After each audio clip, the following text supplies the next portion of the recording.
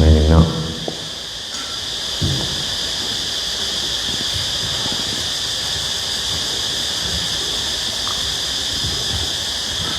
ก็การครูบาอาจารย์กล่าวธรรมะจังเลขหน่อยนมัตถุรัตนตยัสสะขอความนอบน้อมของข้าพเจ้าจงมีแด่พระรัตนตรัยอาภิวันธนาน้อมพระจอมไตรอันล้ำค่าพระพุทธาผู้โลกตั้งเป็นองค์แก้วหน่วยปฐมอาภิวาทกราบก้มพระธรรมทรงฟองใสเลิศวิไลงามงดดังสุรีแยงพื้นผู้เป็นพื้นหน้าบุญล้นพระสังโฆองค์เอกวันธนานุไวยขมาก้มกราบกันขอถวายความเคารพครูบาอาจารย์พระสงฆ์สามเณรทุกหมู่ทุกองค์ขอความสุขความเจริญจงบังเกิดมีแก่ญาติโยมเมื่อสักครู่สักคนที่ได้สละเวลาร่วมกันเจริญกุศลในช่วงภาคเช้าของมื้อนี้ลำดับต่อไปพวกเราร่วมกันฟังธรรมจากเล็กน้อยราชิตาเยราชันติราชิตาเยนราชเรมิจฉาทิฏฐิสมาทานาสัตตาปัจจันติทุกขติงอาภเยภยทัสสิโนภเยจะอภยทัสสิโนมิจฉาทิฏฐิสมุทานาสัตตาปัจจันติทุกขติง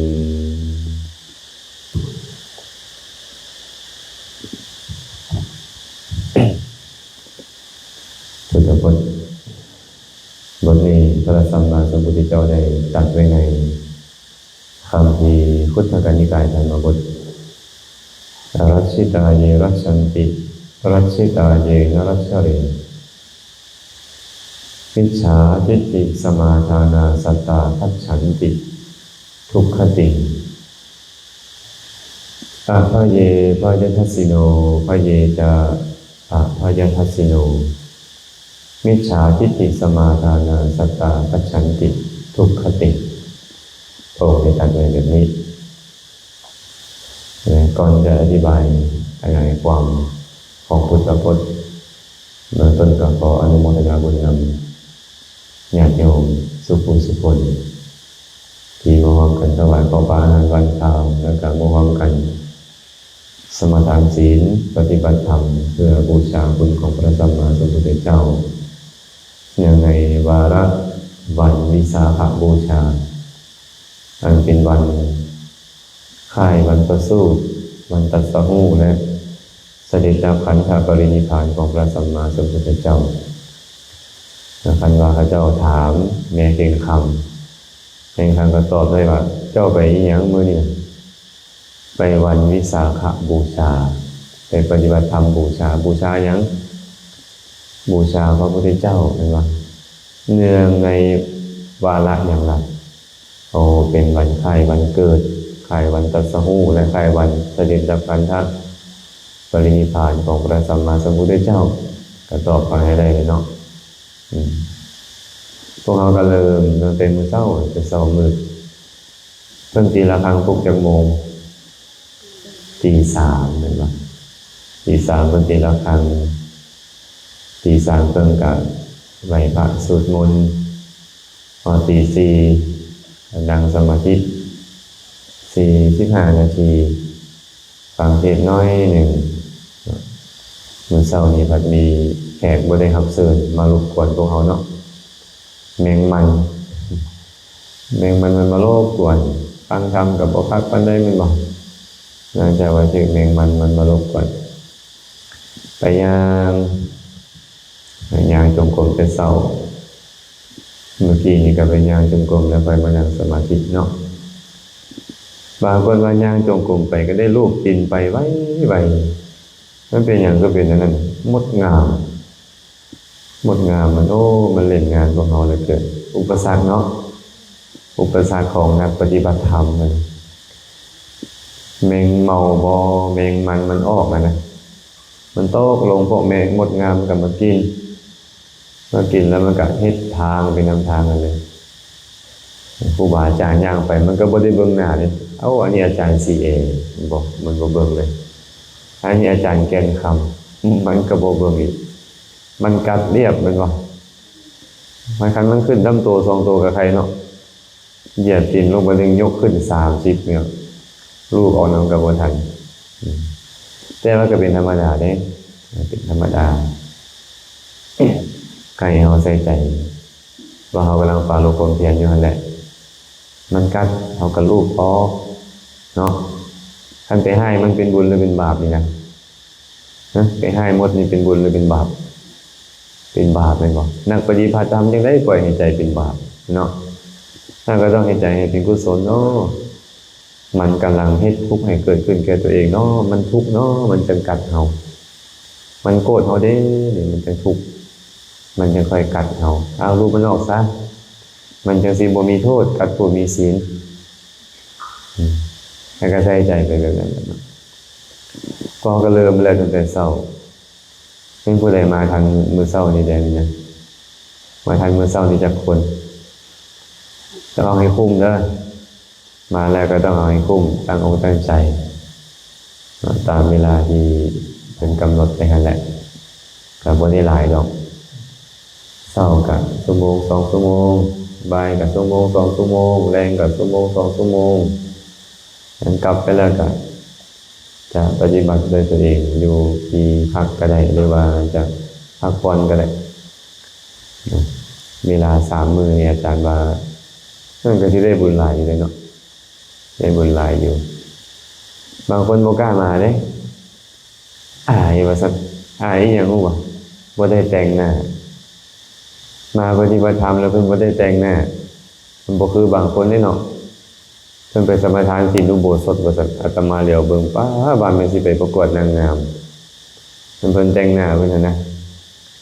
ขาวเบิ่นๆอยู่โอ้มันสิไปประกวดนางงามที่บ่แม่นไปสมาทานศีล8ที่บ่แต่ก็มีเนาะเพิ่นว่าเพิ่นสมาทานศีล8เพิ่นที่ย่านขี้ห้ายย่านบ่งามก็เลยทาแป้งเลยอายว่าซั่นอายคนอื่นอายอยู่บ่ไม่ออกพิมพ์พาพรบ่อายเนาะ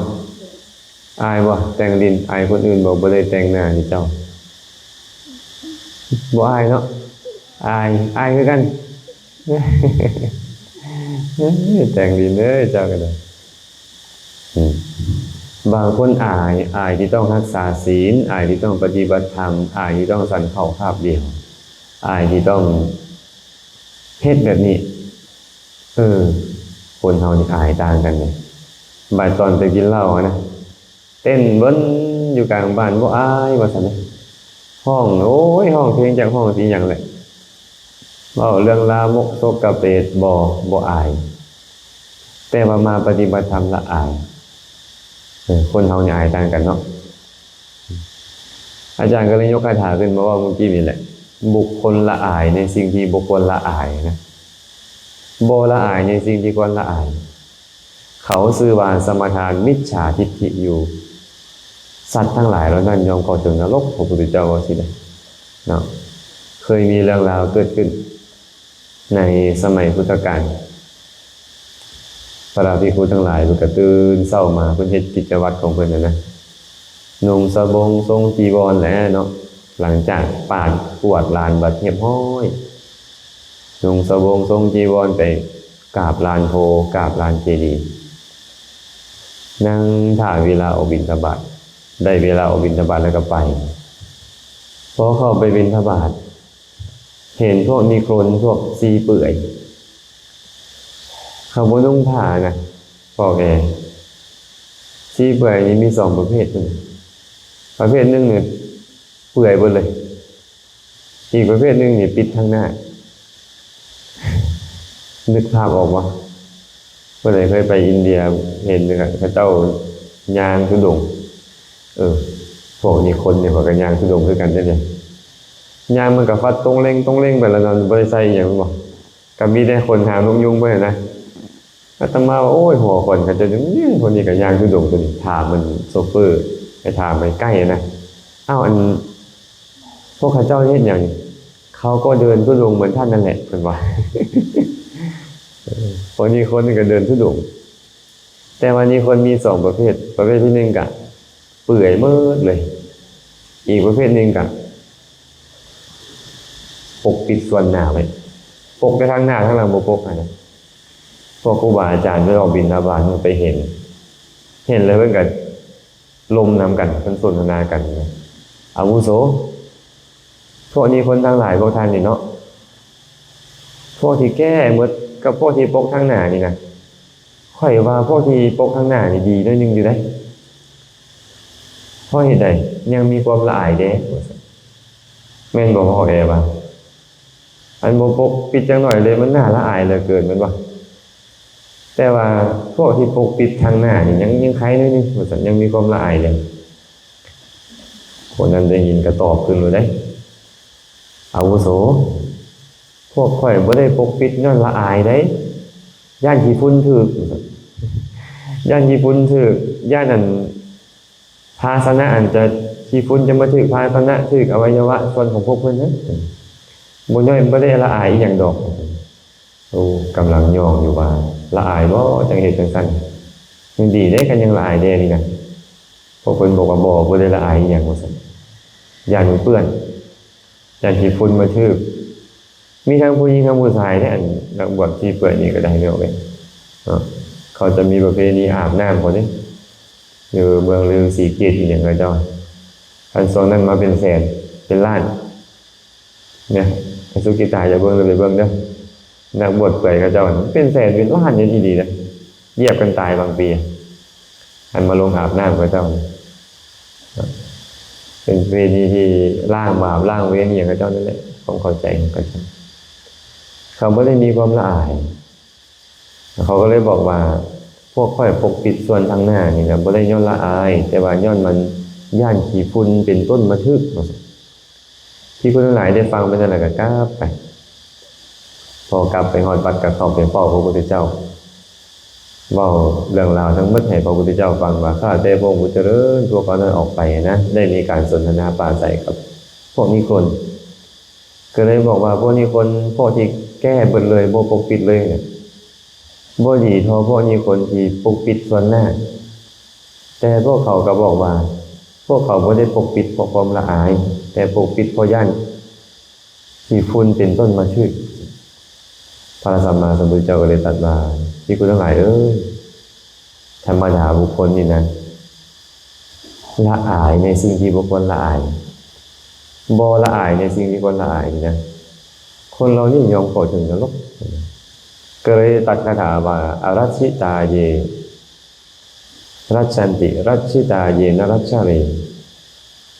มิจฉาทิฏฐิสมาทานาสัตตาทัชฉันติทุกขติงอะพะเยพายทัสสิโนพะเยจะอะพายทัสสิโนมิจฉาทิฏฐิสมาทานาสัตตาทัชฉันติทุกขติงคาถาแรกแปลว่าบุคคลนี่นะบ่ละอายในสิ่งที่ควรละอายละอายในสิ่งที่บ่ควรละอายเขาทั้งหลายเหล่านั้นสัตว์ทั้งหลายเหล่านั้นย้อนสมาทานเซิงความเห็นผิดมิจฉาทิฏฐินั้นยอมเข้าถึงนรกมาสักธรรมดาแล้วนี่นะภาสนะของข้าเจ้านะเขาย่านั่นขี้ฝุ่นเปื้อนภาสนะย่าขี้ฝุ่นเปื้อนอวัยวะของเขาอวัยวะเป็นสิ่งที่คนละอายเป็นบ่แต่เขาบ่ละอายภาชนะที่มันเปื้อนมันเปื้อนมันบ่น่าละอายเลยสินะแต่เขากับละอายมันการถือภาชนะไปล่อขอทานกับเจ้ากินเนี่ยบ่เป็นสิ่งที่น่าละอายเพิ่นว่าแต่การเปื่อยไปเนี่ยเป็นสิ่งที่น่าละอายแต่เขากับเห็นว่าการเปื่อยนี่บ่เป็นสิ่งที่น่าละอายพวกเขาคือกันเลยเนาะ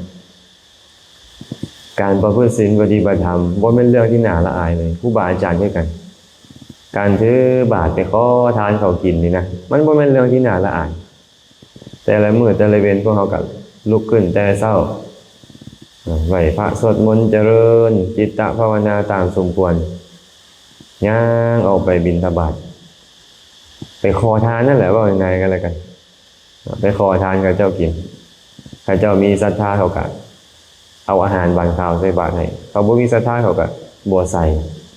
บางคนด่านำก้นพร้อมบางคนรัดบ่ให้ผ่านเพื่อนเขาเจ้าก็มีก็เป็นธรรมดาแบบนี้อาตมาเคยเจอได้อยู่อินเดียเขาด่าไปบิณฑบาตแล้วเขาด่ากับบ่เจ็บแล้วบ่ฮู้เรื่องนำด่าเป็นภาษาแขกก็บ่ได้เจ็บใจอีหยังนะอันผู้ไปนำติเราอยู่ข้างหลังกันเนาะไปเถิดพันเตไปเพิ่นว่าเขาด่าเราแล้วโอ้ยด่าก็อย่าเขาเด้ไปบ่ฮู้เรื่องนำก็เลยว่าไปยืนอยู่หน้าห้านก็เจ้าหั่นนะแต่เจ้าก็ด่าขอทานตัวเองนี่ขอทานไปย่านคนด่าย่านคนว่ามันบ่แม่นสิ่งที่ควรย่านบ่มีสิ่งที่ควรละอายมันบอกแม่นเขาบ่มีศรัทธาเขาก็ด่าเขาก็ว่าเอาสิ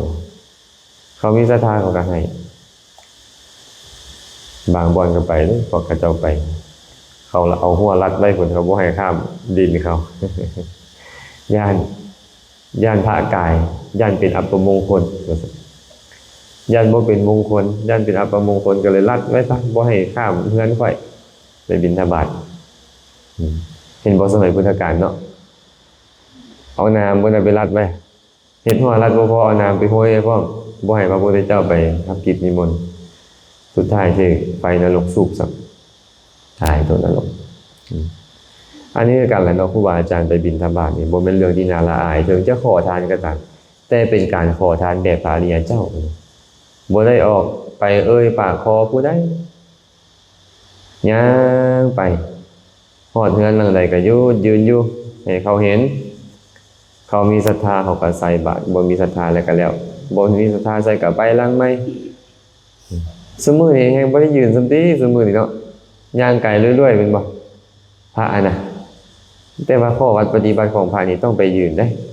ออกไปแล้วต้องยืนคันบ่ยืนบ่ได้เป็นอาบัติได้ธรรมดาแล้วนะ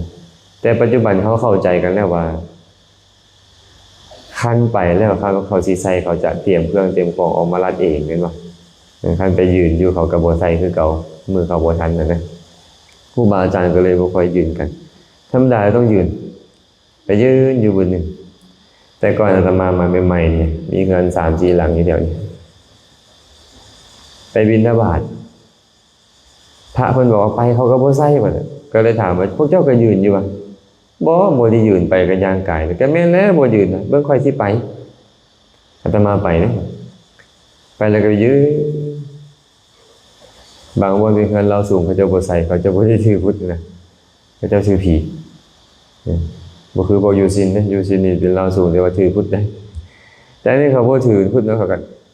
หันก้นเฉยๆเขาก็ได้อยากให้อยากให้เฮาดีนะแต่บ่ห้ามยืนโดนเด้ไปยืนน้อยนึงยืนโดนบ่ได้ในพระนี่ยืนโดนหลายก็บ่ได้ยืนแล้วไปไวโพดก็บ่ได้ยืนพอประมาณพอให้เขาฮู้เขาก็เบิ่งอาการของเขาว่าเขาได้เตรียมภาชนะเต็มหยังเพื่อจะใส่บาตรบ่คันเขาบ่ได้เตรียมแล้วก็ไปต้องเฮ็ดแบบนั้นอาตมาไปยืนเป็นเดือนบ่ได้ว่าจังไสสายทางนี้ทางพ่อครูวาลินไปแต่ก่อนนี่ไปยืนเป็นเดือนพุ่นน่ะเขาจังใส่มื้อนั้นเอาไก่มาใส่เป็นโตบ่ได้เอานั่นจับไก่มาเป็นโตนี่คิดอยู่ปั๊บบ่แม่นผมตั้งขาต้มมาใส่บาตรบ่นี่อยู่ข้างหลังนี่นับจากนี้ไปประมาณหลังที่5นี่แหละหลังที่4ที่5นี่แหละเป็นหลังสุดท้ายขวามือออกไปตอนเป็นหลังสุดท้ายขวามือออกไปก็ไปยืนแล้วเขามานิมนต์ไปเฮือนเขาเทื่อนึงตอนนั้นน่ะแต่ความจริงแล้วเขาบ่ได้ถือพุทธเขาถือผีแต่ว่าเขานิมนต์ไปอยากเฮ็ดบุญอุทิศให้ลูกเขายังไปยืนอยู่หั่นยืนแต่ละหลังภายหลังมานี่น่ะครูบาอาจารย์ไปแล้วบ่ยืนเขาก็บางมื้อเขาท่าเฮาก็ไปบ่ปกติได้นะบางมื้อเขาละไปท่าเฮาละบ่ไปบางมื้อเฮาไปเขาละบ่คิดว่าเฮาบ่มาเขาละบ่ได้เฮ็ดเดินไปเขาก็บ่ใส่ซ้ำแล้วเขามาวัดนี่แหละเขาแต่งพาเขามาวัดก็สิแม่นอยากเฮ็ดบุญอุทิศนะพอไม่ออกนี่ติไปเว้าบ่ถูกเว้าบ่เป็นทรงๆกัน บ่ได้เฮ็ดพามาเพิ่นบ่สั่นได้เพิ่นว่าต้องเอาขึ้นโต๊ะได้เพิ่นยังสั่นได้เพิ่นว่าไปซั่นน่ะ เขาตั้งใจเฮ็ดมาบ่คักเนาะนี่แต่ละใจเขาสิอายบ่ เขาก็บ่มาเลยหลายปีแล้วก็บ่มาวัดย้อนพวกเขาเว้านี่แหละพวกเขาเว้าบ่เป็นบ่รู้จักอุบายในการเว้าอันนั้นเอามาไว้เทิงนี้แล้วเพิ่นได้ตักน้ำกันบ่คันเขาว่าโอ้ยข้อยอยากเฮ็ดพาบ่เป็นหยังเจ้าก็เอาไปก็เอาไปถวายเพิ่นโลดให้เขาได้บุญน่ะนะเฮ็ดได้เขาได้บุญอันนี้พวกเราไปเว้าว่าต้องแบบนี้ต้องแบบนั้นแหละระวังเด้อพวกเมตู้เนี่ยโดยเฉพาะเมตู้หัวหน้าทีมได้จักหน่อยนี่นะระวังเวลาคำเว้าคำบาเนาะเขากำลังมีศรัทธาอยู่เขาก็อยากถวายอาหารวันข้าวอุทิศให้พ่อให้แม่เขาตามความเชื่อของเขาอยู่ถึงเขาเลยไปตักบดเขาเจ้าเลยเนาะมันก็เห็นให้เขาใจเสียอาจารย์ครูบาเลยอาจารย์ก็เลยไปแล้วยืนอย่าอายมันบางคนอายที่ไปยืนยังก็อายเขาที่อายยังบิณฑบาตนะขอทานเจ้าหู้ตัวเองบอกว่าขอทานนี่แต่เป็นขอทานแบบพระอริยเจ้าซื้อโดยบ่ต้องออกปากไปขอไปบางทีลืมเนี่ยครูบาอาจารย์ลืมว่าตัวเองเป็นลูกขอทานพระพุทธเจ้าก็ขอทานเห็นว่าสมัยที่แรกๆพุทธกาลนี่พระพุทธเจ้าออกไปบิณฑบาตอยู่เมืองกบิลพัสตอนนั้นเข้าไปโพธิพ่อเพิ่นก็บ่ได้นิมนต์ไว้หั่นนะว่านิมนต์ไปฉันเด้อบ่ได้นิมนต์คิดว่าลูกตัวเองก็สิกินข้าวอยู่กับตัวเองนี่แหละประมาณนั้นนะพระพุทธเจ้าหุงเช้ามาก็ออกไปบิณฑบาตก็ย่าไปบิณฑบาตพระนางพิมพายโสธราอดีตมเหสีของพระพุทธเจ้าเนาะเห็นพระพุทธเจ้าไปล่อขออาหารเขาก็เลยไปฟ้องพ่อเพิ่นฟ้องพ่อปู่เพิ่นพระเจ้าสุโธทนะก็อายเหลือเกินว่าเป็นหยังลูกเนี่ยคือไปขอทานเขากินเงินเจ้าบ่มีบ่อาหารวันเขาเจ้าบ่มีบ่ก็ฟ้าวไปแม่พ่อไปฮอดกันดึงแขนทกรถเจ้าคือเฮ็ดแบบนี้เจ้าคือมาขอทานเขาเจ้าเฮ็ดให้พ่อนี่เสื่อมเสียวงตระกูลได้นี่เฮ็ดให้วงตระกูลเฮานี่เสียหายได้มาขอทานเขากินนี่นะว่าซั่นพระพุทธเจ้าก็เลยบอกว่ามหาบพิตรนี่เป็นวงตระกูลของอาตมาบ่มีแต่วงตระกูลเจ้าบ่เคยเห็นแบบนี้อันนั้นเป็นวงตระกูลของโยมเป็นวงตระกูลของมหาบพิตรแต่วงตระกูลของอาตมาคืออริยวงศ์วงของพระพุทธเจ้าทั้งหลายวงของพระอริยเจ้าต้องถือบาตรออกภิกขาจารย์ขอเข้าขอกินเห็นบอกพระพุทธเจ้าก็เลยเป็นขอทานกันเดี๋ยวนี้พวกเขาบวชเขามาแล้วโอ้ยเขาแต่งตั้งให้เป็นเจ้าอาวาสแดงมี power ขนาดเลยเขาแต่งให้เป็นเจ้าคณะตำบลอำเภอกันทางไทยกันเลยเนาะเจ้าคณะจังหวัดเดป้าเจ้าปานตื้มตีใส่ขี้แห่ลามากับอบส.เขตอบส.เมืองอบส.แข่งไปที่ไหนเนาะได้เป็นเจ้าเป็นใหญ่ในหนึ่งตายลืมเลยว่าตัวเองขอทานบวชมานี่บวชออกจากเงินแล้วสละเงินสารแล้วมาขอทานเขากินได้เนี่ยแสดง power เอาที่เอาว่าแล้วป่านเจ้าชายแสดง power เอาป่านเจ้าชายพุ่นน่ะใช้ชีวิตนี่ป่านเจ้าชายเลยอาหารบ่ดีนิดนึงบ่อยากฉันผ้าขี้ให้นิดนึงบ่อยากใส่พุ่นใดกุฏิเก่าๆนิดนึงบ่อยากอยู่ของบ่ถูกใจนิดนึงบ่อยากเอาโอ้ยอันนี้มันอัตยาศัยเจ้าซ้ายอันนี้บ่แม่นอัตยาศัยลูกขอทานเนาะอาจารย์ครูบาอาจารย์ทุกองค์ก็ต้องจือด้วยว่าเฮานี่เป็นแค่ลูกขอทานเด้เฮาอย่าละอายในการจะบิณฑบาตจะขอเขากินไอ้สิ่งที่ควรละอายก็คือการไปออกปากขอไม่ออกอันบิณฑบาตนี่บ่น่าละอายเลยไปออกปากขอนี่พระพุทธเจ้าตามนี้ที่สุดได้มั้ยพระสงฆ์องค์ข้าเจ้าบ่สามารถที่จะไปขอญาติโยมข้าเจ้าได้เว้นไว้แต่เขาปวารณาบอกเอาไว้ว่าให้ขอได้หรือญาติสายโลหิตเท่านั้นการไปออกปากขอเขานี่น่าละอายที่สุดเลยเดี๋ยวนี้เขาบ่ใส่ปากขอแล้วที่เนาะแมวแนงเขาเอา QR code ลงใน Facebook เนาะเขาก็เลยบ่ต้องออกปากขอแล้วนะเพราะว่าอันเดียวกันเป็นบิณฑบาตเป็นบิณฑบาตฉะนั้นครูบาอาจารย์ก็ให้ออกบิณฑบาตพากันบิณฑบาตขอกินมันจะได้เตือนตัวเองอยู่เสมอว่าเจ้าเป็นแค่ขอทานได้ เจ้าจะมาถือเนื้อถือโตอยู่นี่เจ้าจะมาโลภมากโลภาอยู่นี่เจ้าจะมาโกรธเคืองปัญญาบาทมาหน้าอยู่นี่บ่เหมาะบ่สมบ่ควรนะเจ้าจะมาขี้ให้เจ้าจะไม่ขี้ข้านอยู่นี่นะมันบ่เหมาะบ่สมบ่ควรสำหรับเจ้าจะบ่ศึกษาบ่หาเรียนให้มีความรู้เข้าใจในศาสนาเลยมันบ่แม่นได้นี่จะออกมาจากเงินศาลบ้านทรงได้มันจะสมณะสัญญามันจะมามันจะได้เตือนตัวเองอยู่ตลอด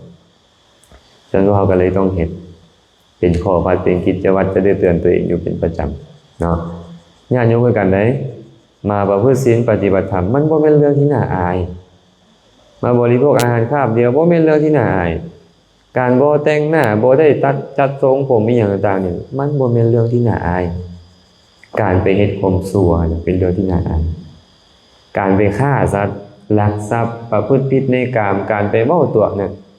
การไปเว้าส่อเสียดยุยงให้เขาแตกกันการเว้าเรื่องราวหยาบคายเรื่องราวเพ้อเจ้อเลวไหลนี่เป็นสิ่งที่น่าอายนะการไปดื่มน้ำเมา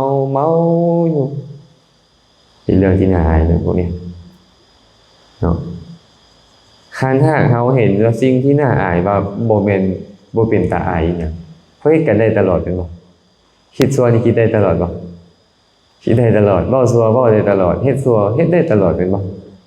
ทั้งที่มันเป็นสิ่งที่ควรละอายแต่เฮาบ่ละอายมันแต่คุณงามความดีคือการไปวัดไปว่าการให้ทานการสมาทานศีลฟังธรรมปฏิบัติธรรมมันบ่แม่นสิ่งที่น่าละอายเฮากลับไปคิดว่ามันเป็นสิ่งที่น่าละอายอันนี้เอิ้นว่ามิจฉาทิฏฐิได้พระพุทธเจ้าได้บอกว่ามิจฉาทิฏฐิสมาทานาสัตตาคัจฉันติทุกขติงเขายึดถือความเห็นผิดของเขานี่นะเขายอมเข้าถึงทุกขติทุกขติแปลว่าอย่างทุกขติแปลว่าที่ไปที่บ่ดีแม่นยังล่ะที่ไปที่บ่ดีนรกกำเนิดเดรัจฉานเพศอสุรกายนี่เอ่ยว่าทุกขติสนใจบ่แต่งดินสนใจไปเป็นสัตว์นรกบ่การนั้นอย่าละอายเด้ออย่าละอายฟังธรรมอย่าละอายปฏิบัติธรรมอย่าละอายการไหว้พระสวดมนต์อย่าละอายต้องรักษาศีลต้องโกนผมบางคนโอ้ยโกนผมละอายหมู่สิไปอายอีหยังก่อนนี่นะเขาให้ความชั่วเพิ่นน่ะมันต้องละอายแม่นบ่อันนี้ย่านหลายผมงอกบ่งอกไม่ออกสีเนาะงอกแล้วบ่พอกูดอ่ะแตกไปต่างหากดีแต่เฮาบ่ขึ้นปานนั้นยังห่วงแหนเนาะแท้ว่าห่วงแหนบ่มีออกแดงโอ้ยคันบ่ห่วงแหนก็แท้แล้วแหละมันเป็นภาระต้องสะปานนั้นแม่นบ่ไม่ออกทางหลังแม่นเลยบ่แม่นสิอายเฮ็ดอีหยังอันแท้ผมเนาะอายอันเฮ็ดความชั่วหั่นเนาะคิดก็คิดแต่อิจฉาหมู่ขี้ที่ให้หมู่โลภอยากได้ของหมู่โกรธเคืองหมู่อยู่เนี่ยแข่งได้แข่งดีอยู่นี่เนี่ยมีมารยาสาไถตัวหมู่อยู่อันนี้มันควรละอายกันมีคนละอายตัวนี้เนาะพระพุทธเจ้าเตือนแล้วได้ละอายในสิ่งที่บ่ควรละอายบ่ละอายในสิ่งที่ควรละอายจะเข้าถึงนรกเด้อต้องละอายชั่วกว่าบาปจนถึงเป็นบ่หิริโอตตัปปะมันต้องเกิดขึ้นถึงจะถึกละอายต่อความชั่วพระผู้มีพระเจ้าตรัสต่อไปว่าอภเยภยทัสสิโนภเยจะอภยทัสสิโนมิจฉาทิฏฐิสมาทานาสัตตาคัจฉันติทุกขติงบุคคลเห็นว่ามีภัยในเห็นว่าบ่มีภัยบ่มีโทษในสิ่งที่เป็นภัยบ่เห็นว่า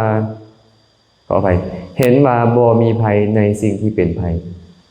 เห็นว่ามีภัยในสิ่งที่บ่เป็นภัยเขาถือเอาซึ่งมิจฉาทิฏฐินั้นยอมเข้าถึงนรกแม่ยังเป็นภัยแท้ความอึดหิวเป็นภัยบ่เขาคิดว่าความอึดหิวนี่เป็นภัยแหละการถึกด่าถึกว่านี่เป็นภัยบ่เฮาคิดว่าเป็นภัยการถึกทุบถึกตีนี่เป็นภัยบ่เฮาคิดว่าเป็นภัยการมีโรคให้เบียดเบียนเฮาคิดว่าเป็นภัยแม่นบ่เฮาคิดว่าเป็นภัยเนาะแต่นี่ยังบ่คันเป็นภัยเป็นแม้อย่างล่ะซักนำเอาสิ่งเหล่านี้มาให้เฮานี่กิเลสในใจของเฮานี่ราคะความกำหนัดยินดีพอใจในเฮาในใจของเฮานี่แหละมันซักนำโทษทั้งหลายนี้มา โทสะโมหะความอิจฉาริษยาเป็นต้นในใจของพวกเขาเนี่ยมันซักนำภัยทั้งหลายเหล่านั้นให้มันเข้ามาหาเขาเห็นสิ่งที่บ่เป็นภัยว่าเป็นภัยอันใดเป็นภัยกลับเห็นว่าบ่เป็นภัยย่านที่จะเฮ็ดกุศลคุณงามความดีไปให้ทานกับย่านแต่เสียข้าวเสียของไปรักษาศีลกับย่านแต่บ่ได้กินข้าวแรงไปปฏิบัติธรรมกับย่านแต่เพิ่นพานั่งสมาธิดนย่านพาเพิ่นพายางจงกรมดนย่านเพิ่นเทศดนชีวิตย่านที่ยังพวกนี้เนาะมันบ่แม่นเรื่องที่ควรย่านเลยแม่นบ่เฮากับย่านเด้อนั่นบ่ไปดอกย่านบ่ได้กินข้าวแรงย่านเจ็บท้องเจ็บไส้ไปเลยนะไอ้สิ่งที่ควรย่านมันคือกิเลสที่มันพอกพูนอยู่ในใจนี่มันเป็นสิ่งที่ควรย่านเพราะมันเฮ็ดให้เฮาต้องเข้าถึงนรกเข้าถึงกำเนิดเดรัจฉานเพศอสุรกายนั้นเกิดมาชาติใดๆมันฝักนำความทุกข์มาให้เฮาไอ้กิเลสนี่นะควรย่านมันนี่นะการมาประพฤติศีลปฏิบัติธรรมก็เพื่อมาสังวรสำรวมบ่ให้กิเลสมันเกิดขึ้นบ่ให้ภัยในภายในนี่มันเกิดขึ้นการที่ทำให้นานาประการเอิ้นว่าภัยภายนอกแต่ว่าภัยภายในนี่นะมันทำให้เฮาอยู่ทุกมื้อทุกวันเลยภัยภายนอกโดนๆเจอเทื่อนึงเนาะแต่ภัยภายในนี่มันทำให้เฮาอยู่ตลอดเวลาเลยเฮากับบ่ย้านมันน่ะนี่กับบ่ย้านมันกษันเด้อพระพุทธเจ้าบอกจังซี่ไดเจ้าเห็นผิดเด้อเจ้าเห็นภัยภายนอกว่าเป็นสิ่งที่น่าย้านกลัวนะอันใดน่าย้านกลัวก็ภัยภายนอกเจ้าละบ่ย้านนะไปแท้ผมบวชย้านหมู่ตำหนิไปรักษาศีล8เฮ็ดหน้าแลย้านหมู่ตำหนิย้านหมู่ติเตียนจะไปย้านเท่านั้นเนาะให้ย้านกิเลสเกิดขึ้นในใจของข้อยนี่โอ้ยมันสิพาข้อยไปนรกความโกรธเกิดขึ้นในใจของข้อยมันสิพาข้อยหน้าแลอีกหลายล้านอัตภาพเห็นบ่มันเป็นเหตุหน้าแลเด้อความโกรธในใจเฮานี่เด้อพระพุทธเจ้าว่าไปอย่างที่เด้ที่กูทั้งหลายขอไปมนุษย์เอ้ยบุคคลผู้ใดก็ตามเป็นผู้มักโกรธพยาบาทมาดให้สื่อคนอื่นว่ากล่าวแม่เล็กน้อยก็โกรธเคืองผู้โกรธพยาบาทมาดให้แสดงอาการแค้นเคืองให้ปรากฏหลังจากแตกกายทำลายแล้วยอมเข้าถึงนรกแต่เมื่อเขากลับมาเป็นเช่นนี้คือกลับมาเป็นมนุษย์อีกเขายอมมีผิวพรรณเศร้าหมองบ่ผ่องใสบ่งดงามไอ้ความโกรธนี่แหละมันเป็นเหตุนี่เจ้าต้องย่านกิเลสในใจคือความโกรธของเจ้านี่บางคนเกิดมาโอ้ยงามบ่ต้องเฮ็ดอีหยังก็งามเป็นบ่นางวิสาขาปากแดงของต้องป่านหมากกระดอมสุกบ่ต้องทาลิปสติกแค่วจนใสบ่ต้องใส่ใกล้สิทธิ์บ่ต้องใส่คอนกรีตอีหยังเห็นบ่ผิวงามบ่ต้องใส่ดอกอันพวกเซรั่มมีหยังนั่นน่ะวัยก็งามอายุเป็น100 ปี120 ปีก็ยังเหมือนกับผู้สาวน้อยเป็นหยังคือเป็นจังซั่นเขาบ่มักโกรธแม่นบ่ผมก็บ่งามบ่ต้องไปหาน้ำมันมะกอกให้ยากคือไม่ออกสิมยังยากหาน้ำมันมะกอกเนาะเขาบ่โกรธนี่ต้องย่านตัวนี้ในใจเฮาแต่ว่ามันก็โกรธอยู่ได้นี่เนาะฮ้อนก็โกรธหนาวก็โกรธบ่ถูกใจอันนี้ก็โกรธบ่ถูกใจอันนั้นก็โกรธอยู่แต่ว่าหลังจากที่เฮามาฟังศีลฟังธรรมเนี่ยมันระลึกถึงธรรมอยู่มันก็ค่อยๆลดลงเห็นบ่หลายคนน่ะกลับจากหน้ามือเป็นหลังมือเป็นคนมักโกรธเอาแท้ๆแต่เริ่มมาฟังธรรมประพฤติศีลปฏิบัติธรรมมันก็ค่อยๆลดลงบางเทื่อก็โลภโมโทสันบางคนน่ะมาฟังธรรมเพิ่มมันบ่แม่นอีหยังบ่มีอีหยังเป็นของเฮาเลยตัวนี่โลภไปมันก็สิเอาอีหยังไปได้มันลดความโลภได้บ่มักอิจฉาหมู่ฟังธรรมแล้วปฏิบัติธรรมแล้วโอ้บ่ดีเด้อิจฉาหมู่นี่เกิดมาชาติใดก็เป็นคนอัปปยุตเด้ทุกข์ก็ทุกข์ปัจจุบันเวลาอิจฉาหมู่มันก็ค่อยๆลดลงตามลำดับนะย้อนการฝึกเข้าวัดฟังธรรมนี่เองเนาะองคุลิมานเป็นโจรซั่วสำใดไม่ออกเลยบ่ได้เข้าวัดสำนักเนาะได้ฟังธรรมจากพระพุทธเจ้าไปโพธอยู่ป่าพุ่นเลยฟังธรรมหน่อยเดียวทิ่มมีดทิ่มลูกธนูขอออกก่อนดูหั่น ย้อนการฟังธรรมเนาะอันสันเด้อพวกเขากะให้ละอายในสิ่งที่ควรละอายอย่าไปละอายในสิ่งที่บ่ควรละอายย่านกลัวในสิ่งที่ควรย่านกลัวอย่าไปย่านกลัวในสิ่งที่บ่ควรย่านกลัวเนาะเฮ็ดกุศลคุณงามความดีอย่าละอายอย่าย่านกลัวไผสิเว้าสิตำหนิติเตียนจังไดมันก็เป็นกุศลคือเก่านะมันบ่ได้เปลี่ยนแปลงไปตามคำติฉินนินทาว่าให้ของคนอื่นเนาะพระพุทธเจ้าก็แสดงธรรมแบบนี้ให้ภิกษุทั้งหลายฟังพระองค์แสดงธรรมจบลงก็เกิดประโยชน์แก่ภิกษุทั้งหลายนี่ก็เรื่องราวย่อๆนำมาบอกมากล่าวให้ญาติโยมฟังในมื้อนี้นั้นมื้อนี้พวกเราสละความละอายมาแล้วเด้อนี่มาประพฤติศีลปฏิบัติธรรมหน้าแรกๆก็ยามันเด้อ บ่ได้ทาข้าวแป้งน้ำแดงก็ยามันเนาะเฮาสละความละอายนี้ไปละอายว่ากิเลสมันคือเกิดขึ้นในใจข่อยแท้เป็นหยังข่อยคือบ่กล้าอดทาน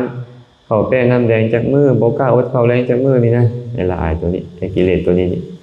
เนาะก็ขอให้พวกเราได้ตั้งอกตั้งใจประพฤติปฏิบัติ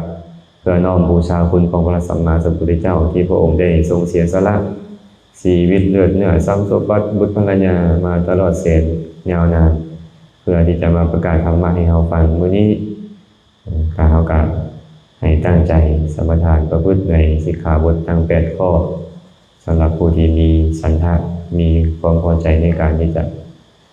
รักษาศีล8ให้ตั้งใจรักษาและก็ประพฤติธรรมบูชาคุณของพระองค์ขอให้กุศลที่เกิดขึ้นในครั้งนี้จงเป็นปัจจัยอำนวยอวยชัยให้ทางทั้งหลายจงได้ประสบพบเจอแต่ความสุขปราศจากทุกข์ทั้งปวงได้ที่สุดแล้วก็ขอให้ได้บรรลุถึงมรรคผลนิพพานในอนาคตการอันไกลนี้โดยทั่วกันทุกทางทุกคนเทอญ